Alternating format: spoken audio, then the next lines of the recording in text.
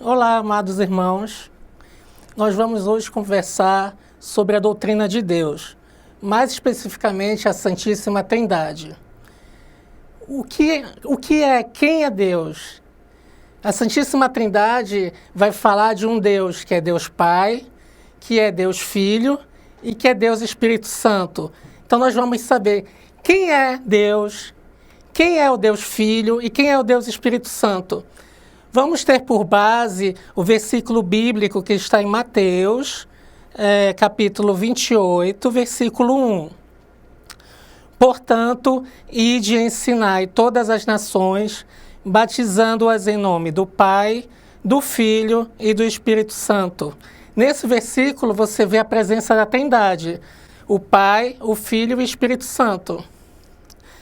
Se você for olhar para a Bíblia, na Bíblia você não vai ver nenhum versículo que use a palavra Trindade. Mas nós vamos ver em vários versículos referências à Trindade.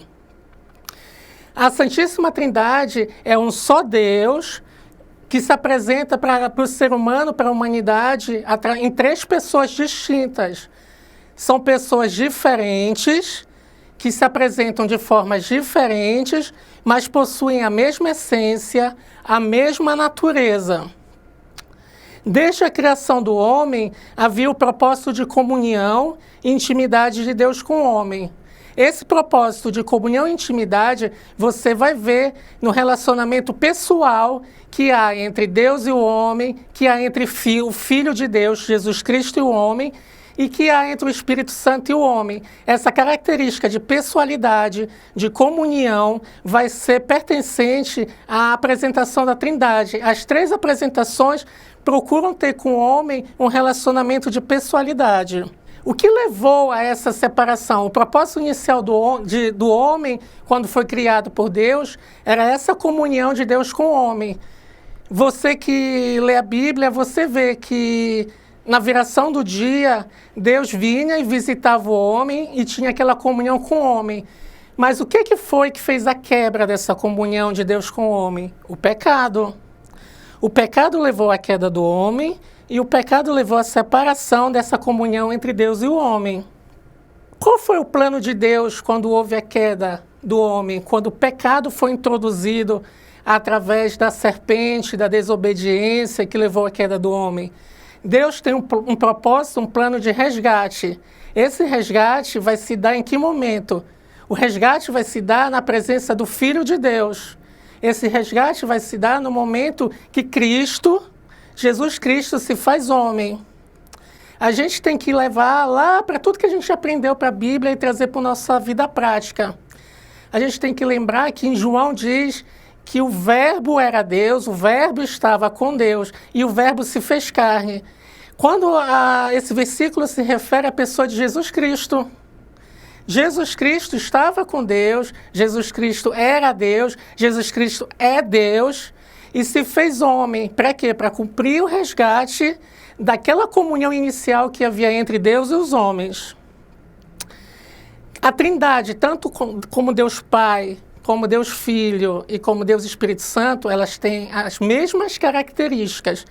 Quais são essas características? Qual é a característica de Deus que vem na sua mente? Se a gente for olhar lá para Gênesis, a gente vai ver uma das principais características de Deus, o Deus Criador.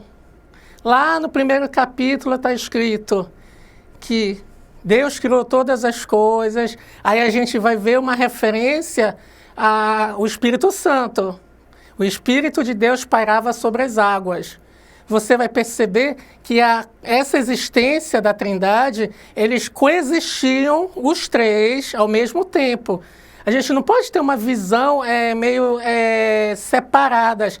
Deus, o Filho, Jesus Cristo e o Espírito Santo como coisas separadas.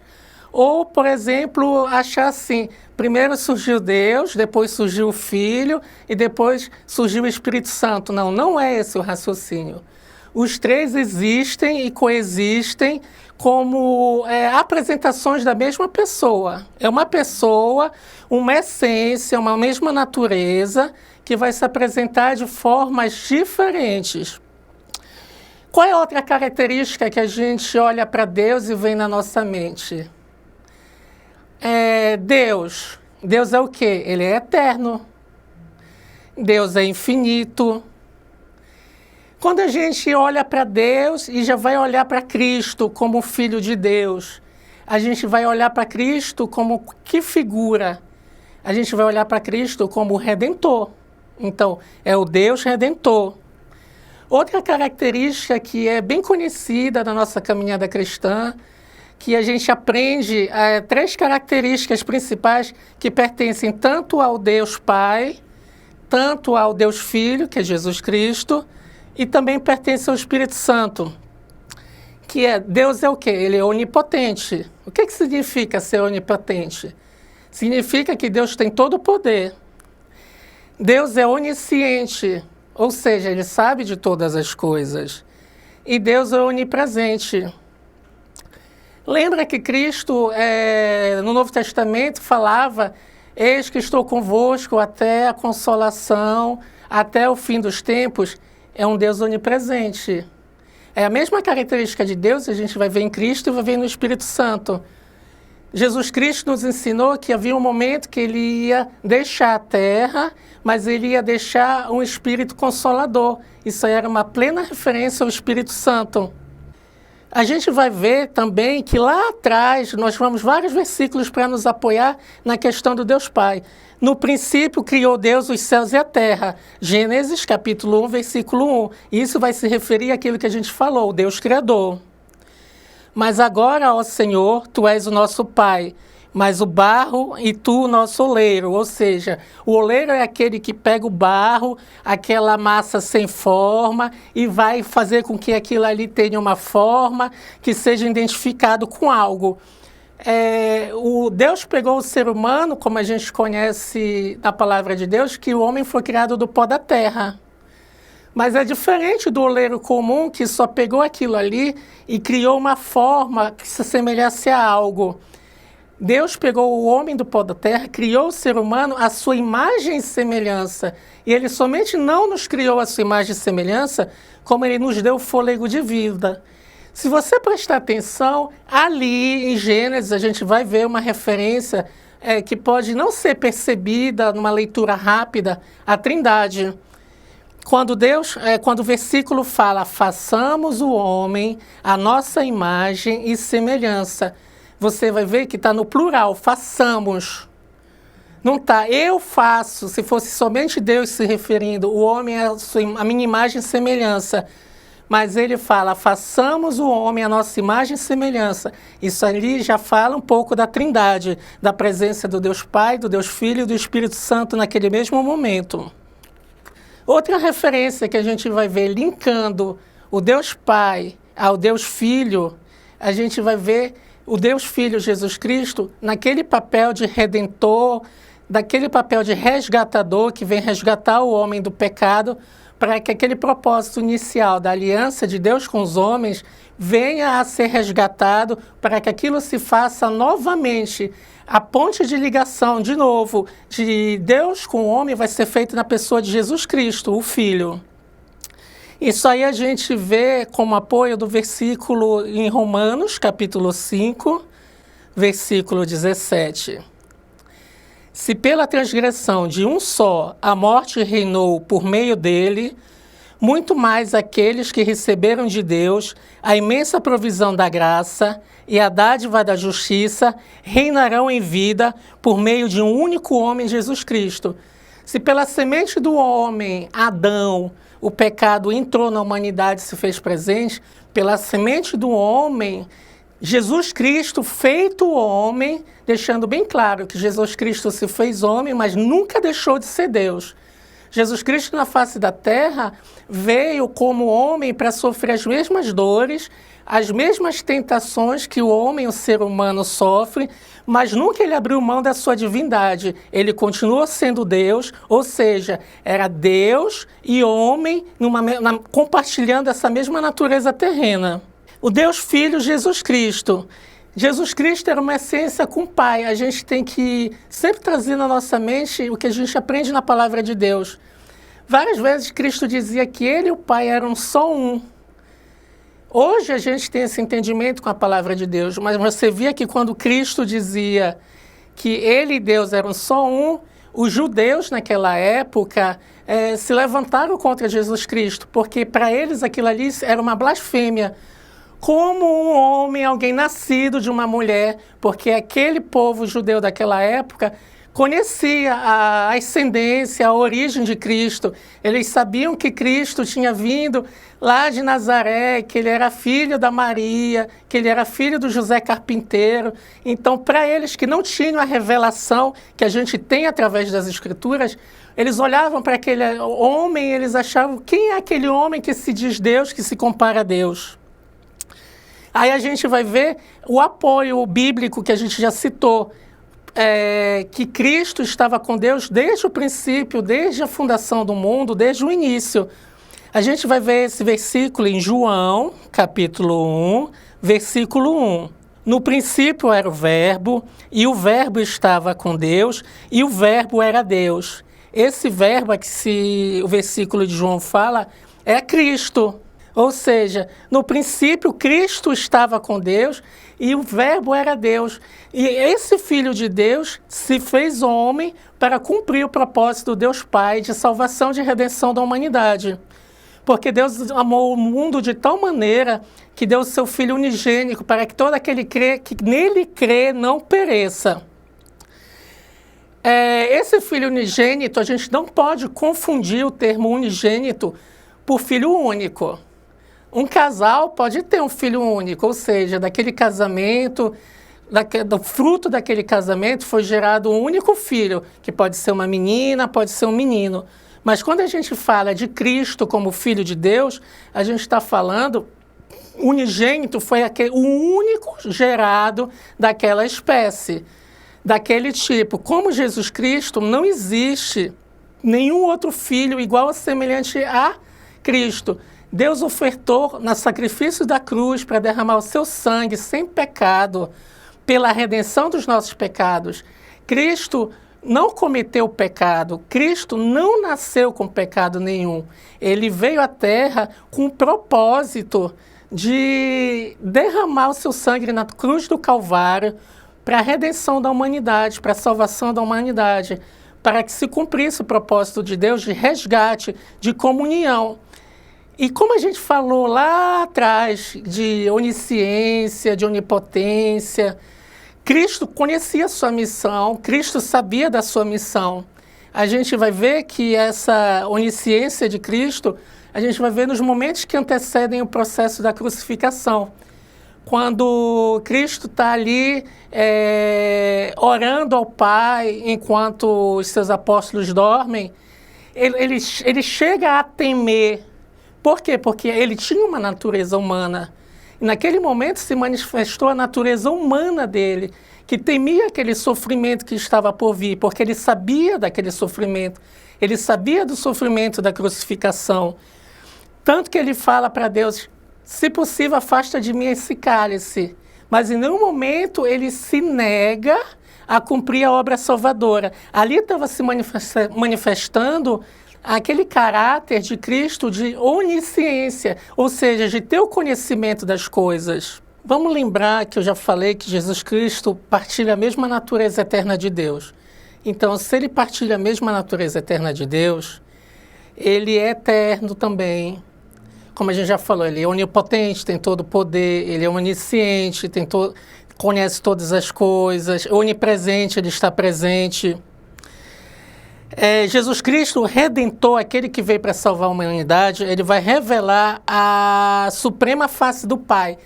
Se a gente pudesse olhar e, de olhos fechados, responder, quem é que me traz a verdadeira face do Pai? É Jesus Cristo. Então a gente pode lembrar lá de Hebreus, olhai firmemente para Jesus. Em meio a uma infinidade de testemunhos, olhai firmemente para Jesus. Aquela pessoa que você admira, que você gosta, ela pode vir a falhar, ela pode vir a errar, porque ela tem a natureza pecadora do ser humano. Mas Jesus Cristo é perfeito. Vamos lembrar sempre, ele se fez homem, mas ele continuou sendo Deus. Então, olhai firmemente para Jesus. Você quer ver a face de Deus? Olha firmemente para Jesus. Aí a gente vai se basear ainda nos versículos para dar o apoio para o nosso entendimento, para a gente ir compreendendo à luz da Bíblia. Como eu já falei para vocês, nós vamos estar aqui conversando, mas nós vamos estar lembrando que o nosso livro vai ser sempre a Bíblia Sagrada. As Escrituras Sagradas é que vão ser o nosso norte, a nossa luz. Vamos lá em Filipenses, capítulo 2, versículo 8. E achado na forma de homem, humilhou-se a si mesmo, sendo obediente até a morte e morte de cruz. 1 Timóteo 2,5. Porque há um só Deus e um só mediador entre Deus e os homens, Jesus Cristo, homem.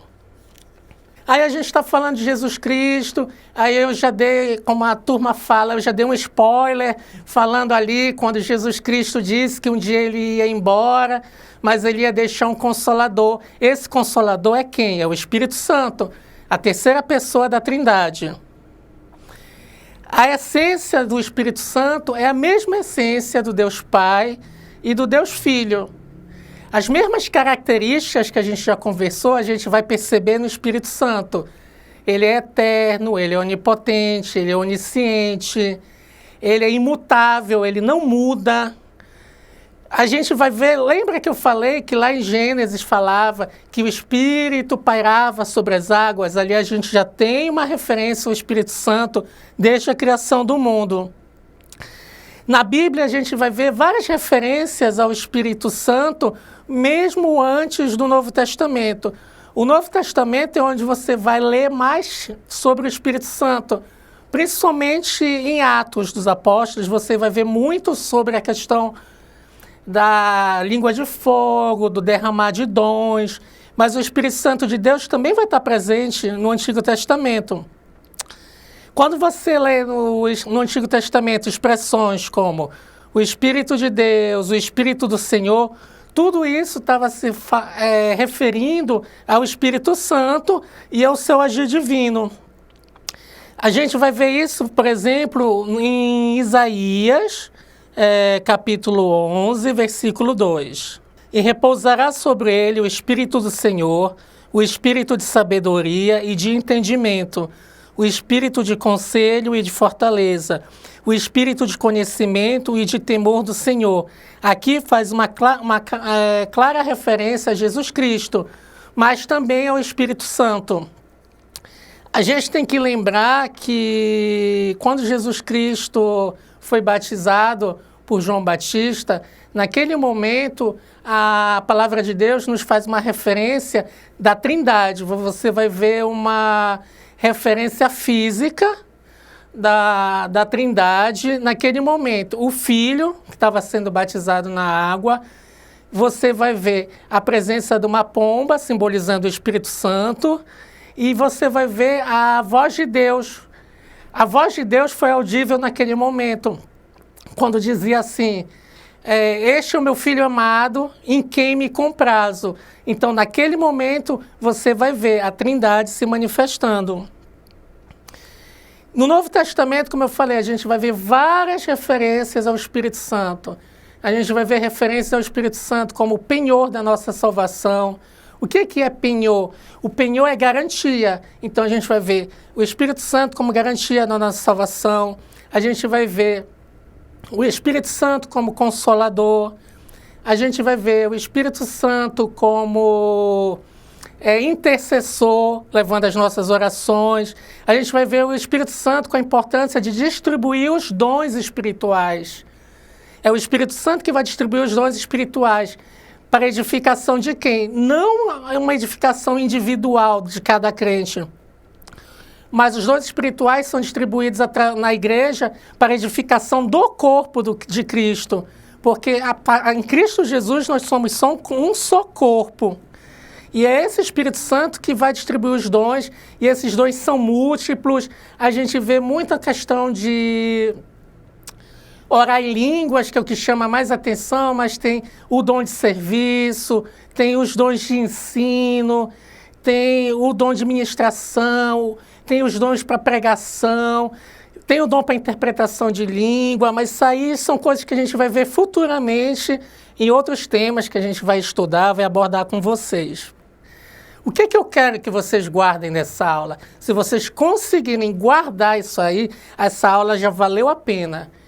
Eu quero que vocês guardem dessa aula que o Deus Pai, o Deus Filho, que é Jesus Cristo, o Deus Espírito Santo, são essências de uma mesma pessoa, é a mesma natureza. Essa mesma natureza se apresentou ao homem através de 3 formas diferentes. Como é que a gente pode entender isso? Eu quero fazer com vocês uma comparação com a água. A gente vê na Bíblia a água como símbolo de limpeza, de renovação. A gente vai ver, por exemplo, rios de águas vivas que correm do trono. Aquele que beber dessa água jamais terá sede. Naamã mergulhou 7 vezes para ser curado da lepra, como um símbolo de purificação, como um símbolo de cura. Então, nesse exemplo, a gente vai olhar para a água. Todo mundo lembra lá da nossa aula com a professora, no iniciozinho, essa aula a gente vê lá em ciências. A água, o que a água é? É uma substância. Aí a gente aprende que a fórmula da água é H2O. Mas a água está presente na natureza em 3 formas.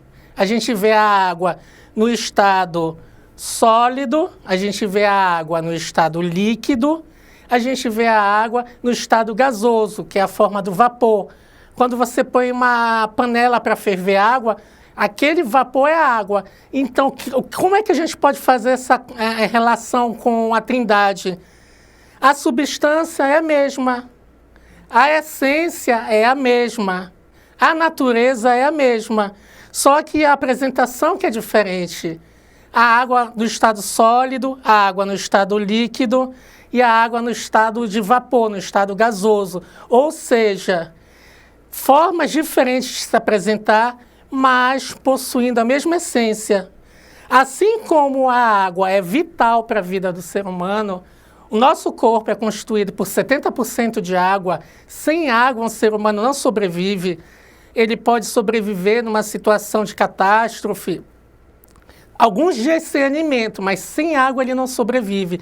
Assim mesmo é Deus nas nossas vidas. Deus é essencial. É essencial que a gente mantenha essa comunhão com Deus, sabendo que esse Deus triuno é um Deus que busca um relacionamento com cada um de nós. É um Deus que é um Deus de amor.